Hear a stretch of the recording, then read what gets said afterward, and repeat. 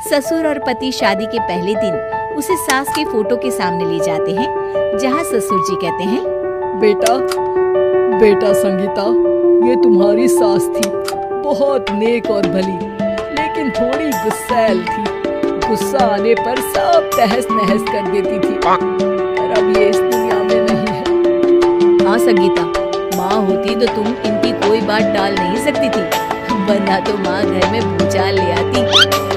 संगीता मन में खुश होती है कि अच्छा है कि ऐसी औरत अब इस घर में नहीं है, लेकिन दिखावे के लिए वो जैसे ही सास की फोटो के सामने हाथ जोड़कर खड़ी होती है, ये क्या? सास उसे देखकर मुस्कुराने लगी।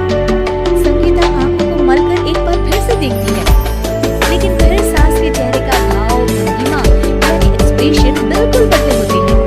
वो अपने पति और ससुर को देखती है, माँ की तस्वीर तो स्माइल कर रही है। ना ना बेटी, ये कैसे संभव है?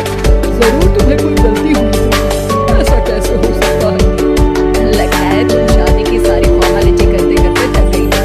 तुम्हें आराम की जरूरत है संगीता। खैर, सारे संगीता की बात को इग्नोर कर कमरे में चले जाते हैं। वैसे सास की फोटो पर एक्सप्रेशन एक के बाद एक बदलते ही रहते हैं। सुबह होती है, पति और ससुर को काम पर भेजकर संगीता कमरे की सफाई करने में लग जाती है कि तभी उसे आवाज आती है, टेबल ठीक से साफ करो। ऐसे भी कोई टेबल साफ करता है? इससे अच्छा तो ये गंदा ही था। किसी औरत की आवाज सुन संगीता दंग रह जाती है और सोचने लगती है कि आवाज कहाँ से आई।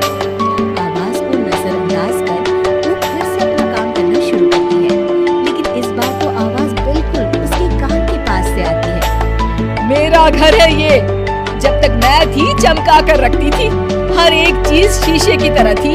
तुम्हें तो ना सफाई आती है ना कुछ पता है। क्यों तुम्हें मेरे घर की जिम्मेदारी दे दी गई है? पता नहीं तुमने मेरे बेटे को क्या दिखाई दिया।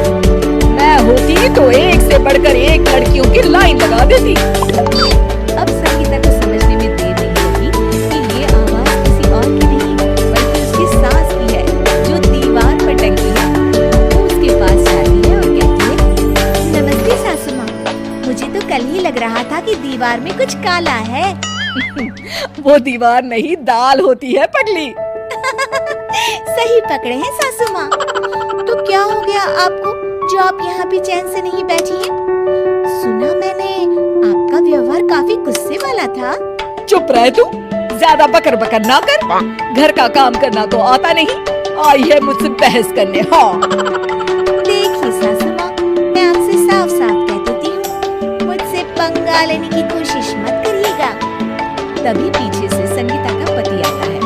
अरे संगीता, किससे बात कर रही हो? कौन है वहाँ? संगीता की सास की फोटो फिर से पहले जैसी हो जाती है। आपकी माँ से कह रही थी कि मुझे काम करना आता। अरे संगीता, माना सास के ताने हर बहू को अच्छे लगते हैं, लेकिन यहाँ तो माँ है ही नहीं। तुम तो फोटो से ही तुम भी लाजवाब हो संगीता। किसी को विश्वास नहीं होता कि संगीता अपनी मरी हुई सास की फोटो से बात करती है। वहीं आए दिन संगीता की सास संगीता को किसी न किसी बात पर आते जाते ताने देती। संगीता को भी अब सास के तानों और उनसे बात करने की आदत हो गई। वो कभी खानदान की कहानी तो कभी तीज त्योहार कैसे मनाए या किसी व्यंजन की रेसिपी सास से ही पूछती। सारा दिन घर में अकेली संगीता की सास अब उसके लिए तानों के साथ पक्की साथी की तरह भी रहने लगी थी, जो किसी और को नहीं बल्कि संगीता को ही सुनाई देती। तो देखा आपने, सास बहू का रिश्ता हर रिश्ते से ऊपर होता है।